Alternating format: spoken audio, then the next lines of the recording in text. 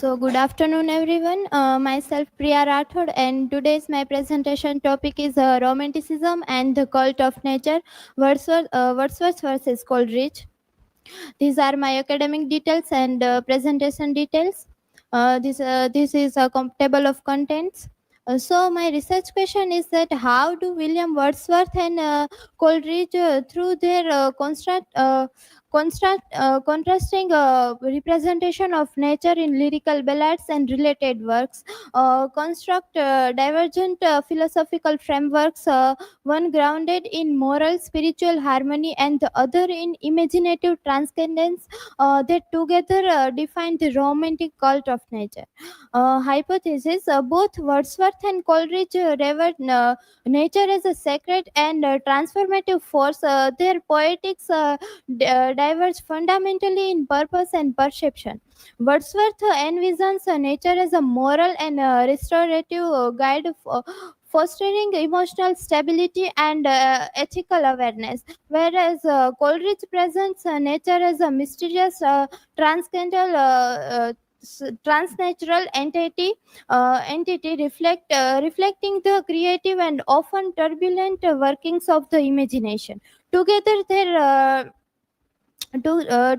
their dialectical visions form a composite romantic ecology that anticipate modern critical thought, imbalancing emotional immersion with philosophical inquiry. Let's begin with the introduction. The romantic embrace of nature was a fundamentally a religious and political statement against the industrialization and the cold reason. Lyrical ballads codified two paths: Wordsworth's empirical observation and the Coleridge's imaginative transformation. This divergence is crucial. It shows that the romantics did not speak with one voice on nature, anticipating the modern discussions about how we balance scientific truth of nature and with subjective power of human imagination. uh, Wordsworth, nature is a moral and spiritual guide. Uh, Wordsworth sought a moral compass in nature, finding in its permanence a remedy for human folly. His idea that our passions become incorporated with nature suggests a stable symbiotic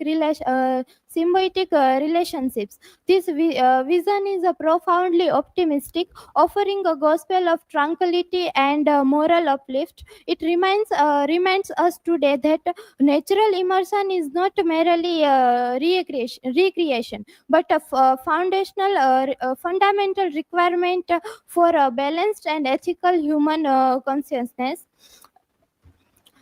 Textual evidence: Wordsworth's Tinton Abbey.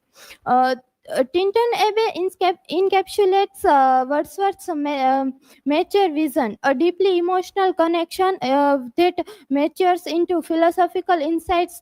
The idea that nature can offer life and food for future years is not merely poetic. It presents nature as a sustainable spiritual resource. This emphasis on memory and internalized experience remains a powerful argument for preserving species, ensuring that future generations can inherit this vital store of restorative power. Apart from this, one of the famous line of Wordsworth's poem, "My heart leaps up when I behold the rainbow in the sky." This line shows us how the poet connects his life with nature. Coleridge, imagination, mystery, and the supernatural. Uh, Coleridge's nature is a far less comfortable than Wordsworth's view. It is a complex, luminous riddle. His imaginative lens focuses on how the mind projects a meaning onto the environment, creating a transnatural space where uh, where the physical and visionary merge.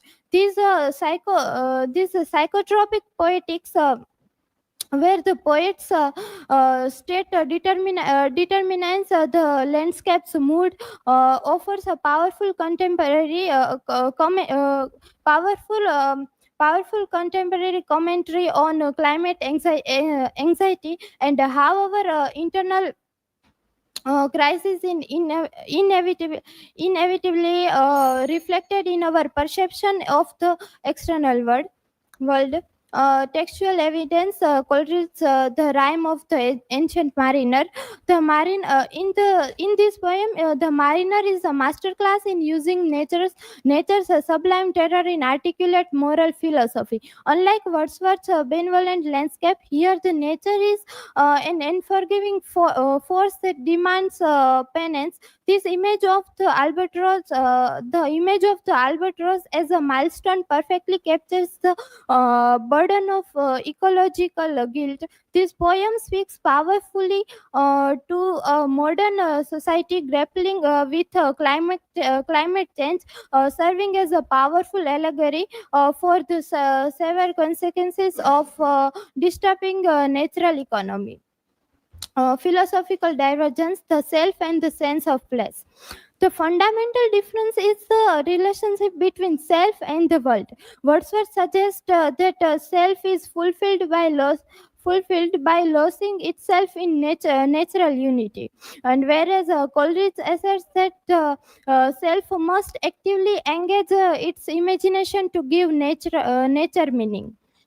This dual approach anticipates modern literary theory, where the stability of the natural world is always meditated by our subjective, cultural, and psychological framework, highlighting the limits of pure pantheistic faith. Modern reading, ecology, and transnaturalism. Uh, Eco-criticism confirms the poet's enduring relevance. Wordsworth's ecological language implies that our thoughts are born from the land. Coleridge's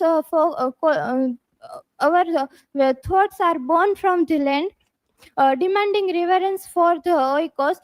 Coleridge focuses on naming place shows the essential conversation between language and landscape. This reading moves beyond the scanning appreciation to understand their work as a pioneer calls for an acute awareness of the deep interconnectedness between human culture and the living earth. Comparative summary: moral guide versus luminous readers. For as a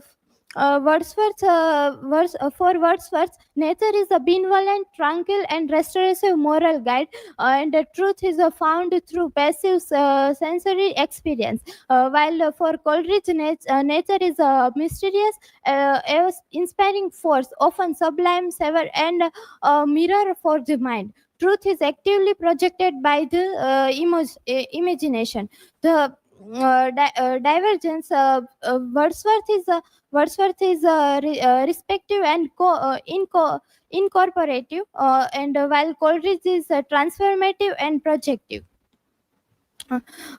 This is the comparative table. We can see that nature's primary role, for Wordsworth's moral guide and restorative force is the primary role, and for Coleridge, mysterious agent and sublime force.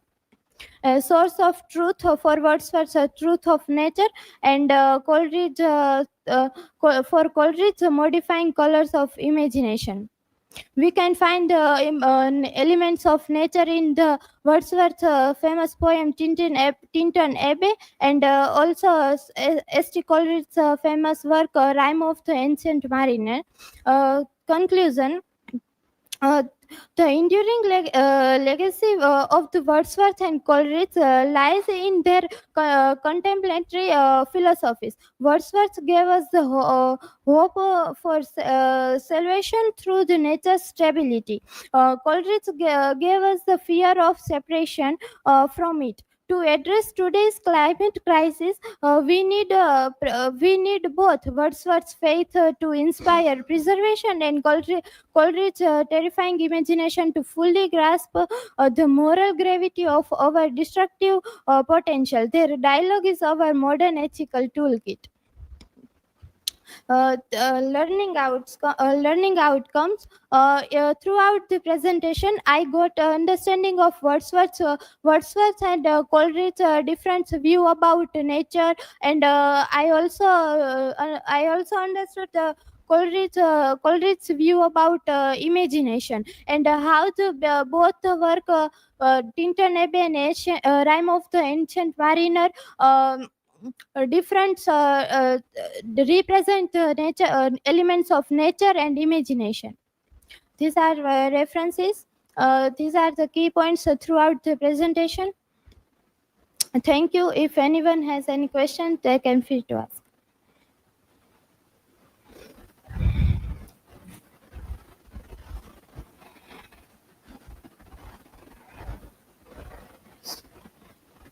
My question is, what shared legacy do Wordsworth and Coleridge leave for modern writers? Wordsworth and Coleridge leave a legacy of seeing nature as a both source of emotional healing and imaginative insight. They teach modern readers to find harmony between the outer world of nature and inner world of thoughts and feelings. Any other questions?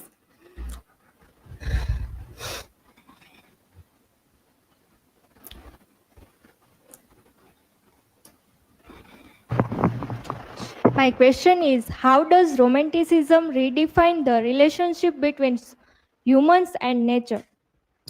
Romanticism redefines the relationship between humans and nature by seeing nature as a living and spiritual force connected to human emotions, feelings, as well as imagination, not just a backdrop. It turns nature into a moral teacher and a source of inner harmony. Thank you. This is all from my side.